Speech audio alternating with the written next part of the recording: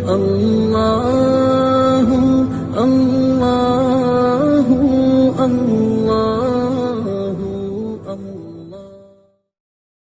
اللہ رب العزت نے قرآن مجید میں نیک بندوں کی صفات بیان کرتے ہوئے ارشاد فرمایا وَلَا يَزْنُونَ، اور جو زنا نہیں کرتے سے معلوم ہوا کہ اولیاء اللہ زنا سے بچتے ہیں۔ تفصیل یہ ہے کہ ہر سالک نیکوکاری اور پرہیزگاری پر استقامت اختیار کرنے کی وجہ سے ہی اولیاء اللہ میں شامل ہوتا ہے، جبکہ اولیاء اللہ کو اللہ تعالیٰ اپنی حفاظت میں لے لیتے ہیں اور ہر قسم کے کبیرہ گناہ سے محفوظ فرماتے ہیں۔ رحمت کا تقاضا بھی یہی ہے اور دوستی کا حق بھی یہی ہے، اور اللہ تعالیٰ ہی سب سے زیادہ رحیم اور سب سے زیادہ بہترین دوست ہیں۔ اہل اللہ اپنی سچی محبت کی بنا پر ماں سوا کی طرف آنکھ اٹھا کر دیکھنا بھی پسند نہیں کرتے۔ اگر ایک غریب لاوارث یتیم اور بے سہارا لڑکی کو وقت کا بادشاہ اپنی ملکہ بنا لے اور اسے اپنی محل میں ہر نعمت مہیا کرے، نوکر چاکر ہوں، پہننے اوڑھنے کے لیے لباس فاخرہ ہوں، کھانے پینے کے لیے مر و مسلم ہوں، زیورات اور ہیرے جواہرات کا ڈھیر ہو،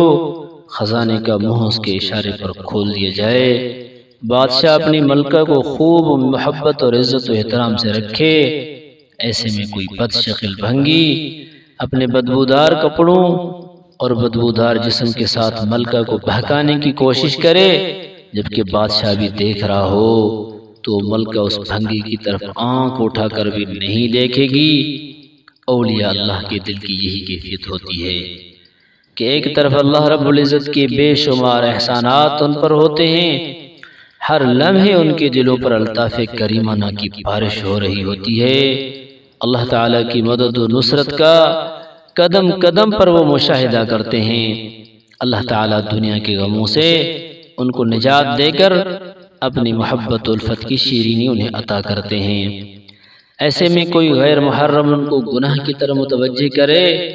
تو وہ ایک پیشاب کے لوٹے کی خاطر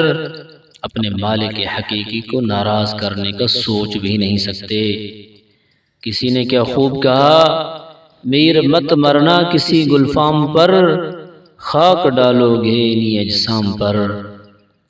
حضرت نقشبندی بخاری رحمۃ اللہ علیہ سے کسی نے پوچھا کہ حضرت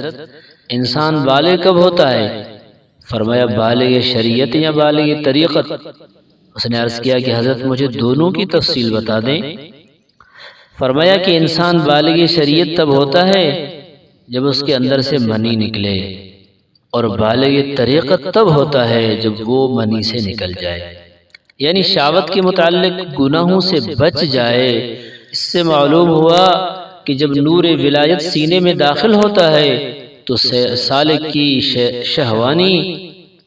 کیفیات کو سکون مل جاتا ہے، شہوات کے سمندر میں مد و جزر کی حالت نہیں رہتی، سالک کو پاک دامنی کی زندگی نصیب ہو جاتی ہے، اور یہی صفت ولایت کا منشا اور اس کی شرط ہے۔ بقول شاعر، نہ گلوں سے مجھ کو محبت، نہ گلوں کے رنگ و بو سے، کسی اور سمت کو ہے میری زندگی کا دھارا، جو گرے ادھر زمین پر میرے اشک کے ستارے، تو چمک اٹھا فلک پر میری بندگی کا تارا۔